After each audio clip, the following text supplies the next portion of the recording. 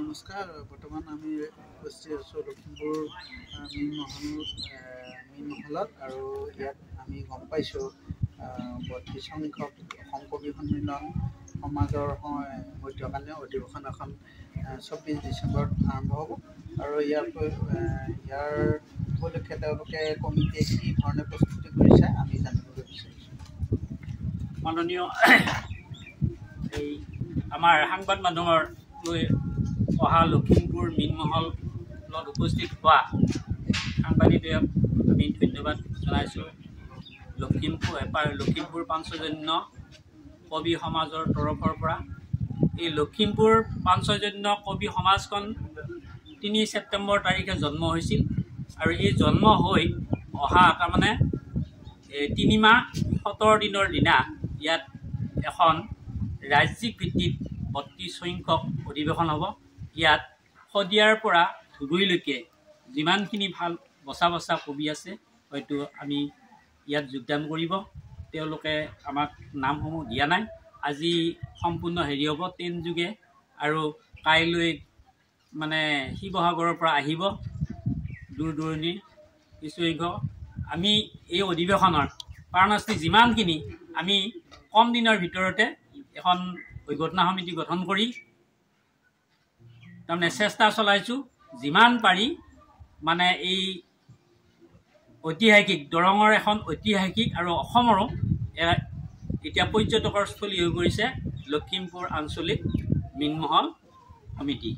গতিকে এই সমিতিৰ সমূহ কৰ্মকৰ্তায়ো আমাৰ লগত সহযোগ কৰিছে আৰু আমি যিমান পাৰোঁ চেষ্টাৰে আমি যিটো আপ্যায়নৰ ব্যৱস্থা বা যিখিনি কৰিব লাগে সেইখিনিৰ কাৰণে আমি যেনে ৰাতিপুৱা তেওঁলোকক ট্ৰেইনৰ পৰা আনিব লাগিব গাড়ীত, তাৰপিছত আনি উঠি ইয়াতে আমি তেওঁলোকক গা পা ধোৱাৰ তাৰপিছতে তেওঁলোকৰ ৰাতিপুৱাৰ আহাৰৰ কাৰণে আমি লঘু আহাৰ হিচাপে চুঙা পিঠা দৈ এনেকুৱাৰ সৃষ্টি কৰিছোঁ বা অলপ হেৰি কৰিছোঁ ব্যৱস্থা। তাৰপিছত আমি দুপৰীয়াৰ সাজৰ কাৰণে তাৰমানে ভাতৰ ব্যৱস্থা কৰিছোঁ। ইয়াত মীন মহল সমিতিও আমাক সহায় কৰিছে, তাৰ বাবে আঞ্চলিক ৰাইজেও সহায় কৰিছে। আমি কিন্তু বৃদ্ধ কেইজন মানে যথেষ্টভাৱে লাগি হৈছোঁ আমি প্ৰায় ৰিটায়াৰ পাৰ্চেণ্টখিনিয়ে। গতিকে এইখিনি সাফল্যমণ্ডিত হ'লে এই লখিমপুৰ অঞ্চলৰ দৰঙৰ ইতিহাস জানো ভালকৈ প্ৰকাশ পায়। তাৰ কাৰণে আমি এখন পত্ৰিকাৰ ব্যৱস্থা কৰিছোঁ।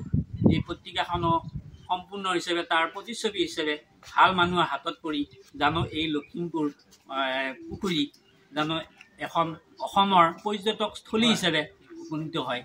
তাৰ কাৰণে আমি মানে ভগৱানৰ ওচৰত প্ৰাৰ্থনা জনাইছোঁ। তেওঁলোকে আহি আমাৰ ৩ ছেপ্টেম্বৰৰ দিনাখনে ৩জন অসমৰ বিভিন্ন ঠাইৰ পৰা মানে আহিছিল। তেওঁলোকে আহি মানে ইয়াতে দেখি হেৰি কৰিলে। তাৰ কাৰণে আমি অভ্যৰ্থনা সমিতিৰ কাৰণে এজন সাহিত্যিক কবি আমাৰ দেওমৰনৈ হেৰি হস্পিটেলৰ ডাক্তৰ কমলাকান্ত শৰ্মাক আমি অভ্যৰ্থনাৰ সভাপতি হিচাপে তেখেতে হেৰি কৰিছে।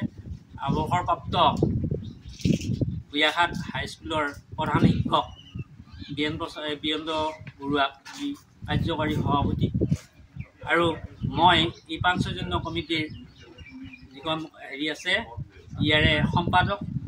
তাৰপিছত আমাৰ এজন সাহিত্যিক লিখক আৰু ৰাষ্ট্ৰীয় পুৰস্কাৰপ্ৰাপ্ত ৰাজ্যিক পুৰস্কাৰপ্ৰাপ্ত শিক্ষক দীপেন শৰ্মা দেও আমাৰ সভাপতি আছে। গতিকে আমি যথোপৰা নষ্টিৰে চেষ্টা কৰিছোঁ। আমাৰ মীন মহল সমিতিৰ মাননীয় সম্পাদক আছে কুশল শৰ্মা দেৱ, তেখেতক দুই এষাৰ ক'ব দিলে মই ভাল পাম। নমস্কাৰ। প্ৰথমতে জয়তে আমি লখিমপুৰ আঞ্চলিক মীন মহল সমিতিৰ তৰফৰ পৰা সমূহ অসমবাসী ৰাইজলৈ আনন্দ নৱবৰ্ষৰ শুভেচ্ছা জ্ঞাপন কৰিছোঁ। আপোনালোকে গমেই পাইছে ইয়াৰ আগতে আপোনালোকৰ অসমৰ মধ্যকালীন যিটো কবি সমাজৰ ৩২ সংখ্যক মধ্যকালীন অধিৱেশন ঐতিহাসিক লখিমপুৰ পুখুৰী পাৰত অনুষ্ঠিত হ'বলৈ গৈ আছে। গতিকে আমি এই অধিৱেশনখনি সাফল্যমণ্ডিত হোৱাৰ ক্ষেত্ৰত সকলো ৰাইজৰ আন্তৰিকতাৰে সহায় সহযোগ বিচাৰিছোঁ আৰু যাতে এই কবি সমাজৰ মধ্যকালীন অধিৱেশনৰ জৰিয়তে এই অঞ্চলত লুপ্ত হৈ থকা যিসকল শিক্ষিত ব্যক্তি আছে কবিতাৰ জৰিয়তে নিজৰ ভাৱ প্ৰকাশ কৰি নিজৰ যিটো সামাজিক দায়বদ্ধতা সেইটো প্ৰকাশ কৰিব বুলি আমি আশা কৰি আন্তৰিকতাৰে কামনা কৰিছোঁ।